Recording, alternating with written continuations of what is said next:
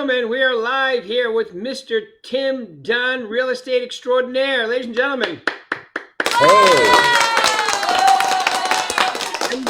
And the crowd goes crazy.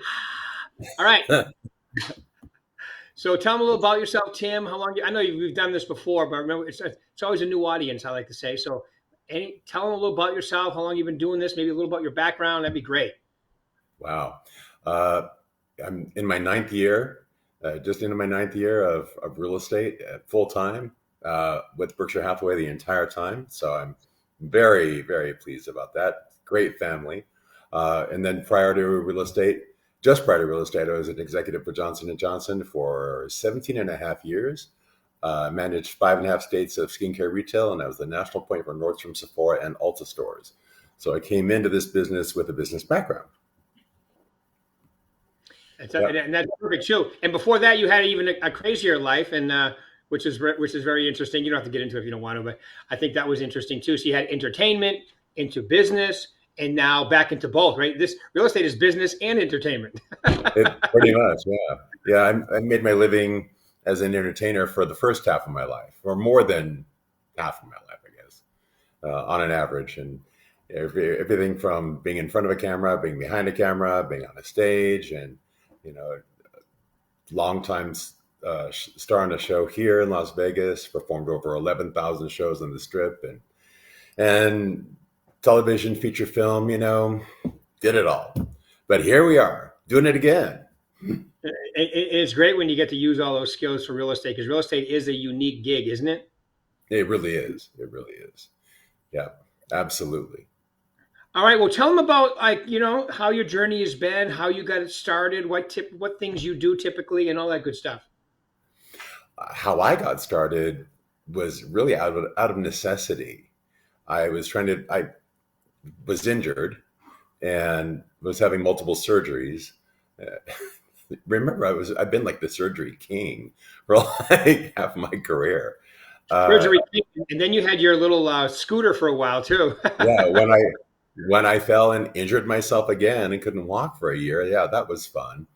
But I knew that I couldn't continue doing what I was doing, and so I got myself into a quiet place and started thinking, what really do I want to do? And the forefront of what I like to do is help people. So that was the first thing on my mind is, all right, so whatever I do is I have to help people. And then I started thinking, well, I love architecture, I love history, I love interior design. Oh, maybe real estate. And that's how it came to pass.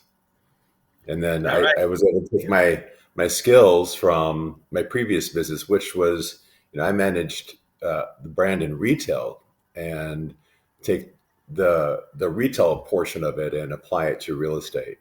And it worked out very well. Right. Yeah. With right from open houses right down to dealing with clients and customers. And tell them about your first band of open houses that ended up being pretty successful for you. I think that's a good story. Yeah. Well, well, and I'll touch on this too, but I was learning my scripts, but I really wanted to dive in. And what you said to me, what really, resonated, you said you can take an open house and make it your own retail store. And so I did. and over and over and over again, until finally, things started ramping up. And I think the one you're speaking of is, I had an open house in a guard gated community, and that's before they became a little more strict, and they had some new builds going on in there as well. So people were coming in, looking at the new builds. And so I gave them a bunch of flyers with directions how to get to the open house with a box of donuts, and bribed them. and it looked like, yeah, it was crazy. It looked like, the buses were being let out because people were coming in droves. I was literally doing tours of groups of people. And on the right, we have the fireplace, and on the left, we have the staircase. And it was wild. But from that one open house, I helped someone purchase that house, sold their house 2 streets over, helped someone else purchase a house in that same subdivision. And then the the neighbor next door saw how well I was taking care of the buyers that he had me list his house. So and that was just from one open house. And the people that I met at the open house that I helped them purchase that house and then sold their house, I also became the best man at their wedding a few months later. So it was really amazing. You're a personable guy, and then you even like with your open houses. I would say even your entertainment background fits in too because you made sure that there was good music there, good. You placed the speaker in the right place. You make sure that it's the right type of music. Plus you work the open house when people come there. You make an impression. You take them around. Plus you get all their information, and you have people to follow up on. So it's not just about getting out there; it's about doing it right too, right? Absolutely. Absolutely. Yeah. I'll have agents ask me, well, what's your percentage of people that actually will sign in for you? Because I guess they have a low percentages, and I'll say about 99%, actually almost 100% of everyone signs in some manner. So I always get information from them, and if someone doesn't want me to follow up with them, I'm happy not to. But I generally have everybody sign in, and we can make a great rapport and keep moving forward with them. Hopefully, yeah. Right. No, it's great. But the No, it's great. open houses work well. Yeah, and if you use that as your way of reaching out and making contacts and talking to people and filling your pipeline, it's a great way to do business. Absolutely, absolutely, and it puts you immediately in front of people. And so if you need to be immediately in front of people, you can't go door knock, or you don't feel comfortable, or whatever, do an open house. Do something. Cool. Yeah. So that's one way. Give them a couple other ways that you create business, out of thin air, so to speak. Yeah, I speak to people. I talk to Right. people. I make phone calls. I circle prospect. I circle prospect neighborhoods with just listed, just sold. I call my sphere. I call my past clients. Um, that's generally how I do it. I'm the ABP, always be prospecting. So I'm constantly speaking to people and constantly, consistently giving out business cards and following up as much as I can. Right. Right. It's so great. It's such an interesting, fun business when you do it right. And then when you're going on a roll, like we were just talking, I think it was a couple of days ago, you've started a nice little roll here in business, haven't you? Tell us a little about that. Yeah, sometimes we have lulls, and this has been a very interesting year and period of time where perhaps some things aren't moving as quickly. Things are still moving. Let's be clear, but maybe not as quickly. But suddenly, I have buyers and sellers under contract and opening up new escrows, and more things coming my way. Every day it seems. So this is fantastic. Yeah. Yeah. Yeah. And you work your sphere really well. You know a lot of people. You work your sphere really well, and you also do expires. So you do a little of everything to really keep that pipeline full. I do. I do. Yeah. And, as we say, the fortunes in the follow up. Hmm. So following up is the biggest thing with all of that, is just keep in contact, keep following up with Yep. everyone. Yeah, Semi-stalker lead follow-up. exactly. that's that's what got me in front of a listing appointment the other day when I was Right. when you and I were talking. It was that they had so much on their plate, but I just kept following up and following up and following up, and we got the appointment. Hmm. A lot of times you're the last one standing, right? Exactly. Yeah. People, But I can that love it. the reason I call it semi-stalker, and I know you know this, but I'm going to say this for the people out there is because, especially when you first start doing it, that's what it feels like. It almost feels like semi-stalker lead follow-up, and you're thinking, well, I called them once and they were a little irritated. Well, they could have been mad at their dog, mad at their spouse. You called at the exact wrong moment. Even NAR will tell you it takes on average 7 contacts before someone signs a contract. I agree with that, and I think sometimes it's 12, sometimes it's 3, but on average, I think 7 is a good number. I would agree. And you're right, though. You never know what's going on in somebody else's life, and never take it personally, but just keep following up.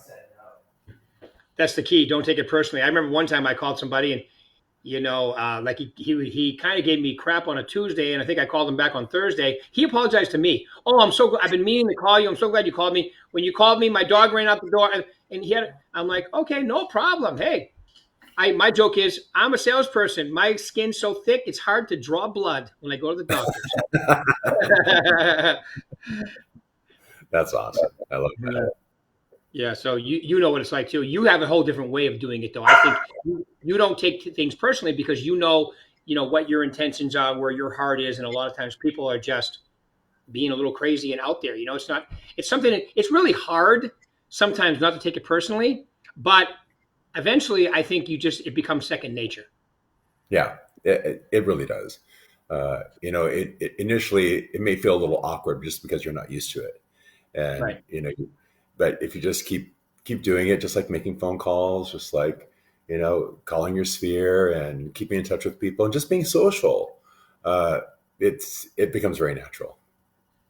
Yeah, I think I've been in the business for 40 years, and I think I finally realized maybe after 5 or 6 that you know what, this isn't about me.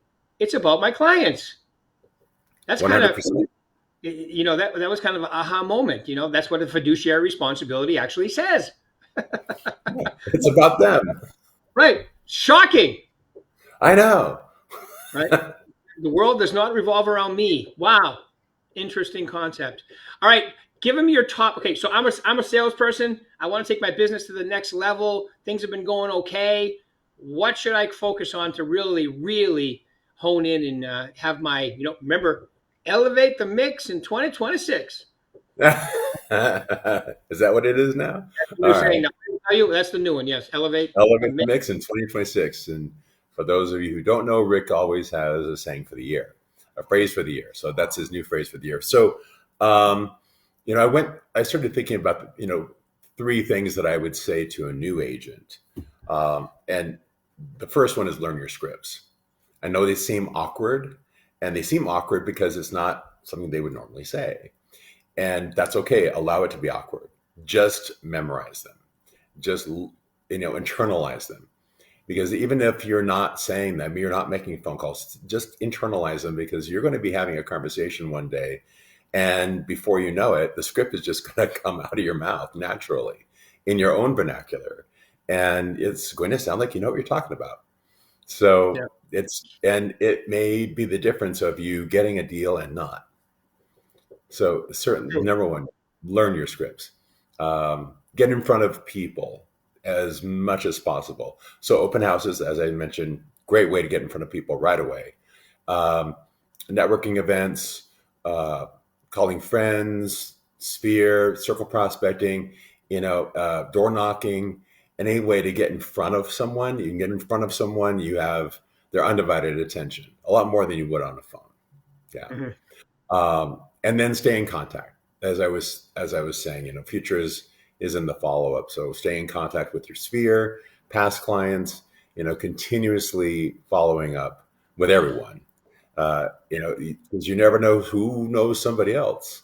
Right. So and wouldn't it be nice to have eventually have all of your business just by referral, people just calling you? Right. Wouldn't that be great? And it can Yeah. happen. I just spoke to an agent from California who's been in the business over 20 years, and that pretty much happens to him because he's such a professional and a great guy like you, right? And people can't help but want to work with him once they work with him once and tell their friends and family, like a great restaurant, right? Everybody wants to tell everybody, "Ooh, you got to go to this place, right? You got to use Tim Dunn." Exactly. Yeah. Let's put that on a billboard. You got to use Tim Dunn.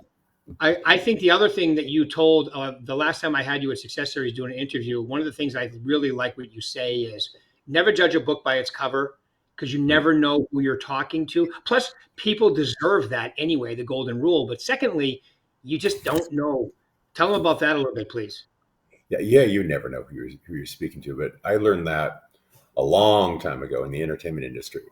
But some people, had come to an open house, and it was a luxury open house, and they were very subdued in their dress. Actually, they looked like they just came off the farm, and uh, they really didn't say much of anything during the open house, and they left. And then they wanted a private showing a few days later, and uh, I showed them the house and walked them to the door, and they had, I saw their car, and it was, I think, one of, I think 3,000 made in the world or something, so, or 1,000.